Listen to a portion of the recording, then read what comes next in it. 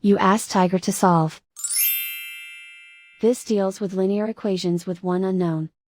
The final result is x equals 960. Let's solve it step by step. Group all constants on the right side of the equation. Subtract 996 from both sides. Group like terms. Simplify the arithmetic.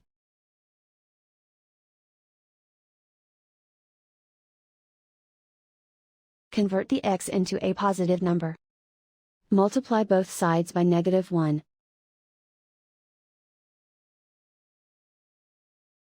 Remove the ones. Simplify the arithmetic. And so the final result is x equals 960.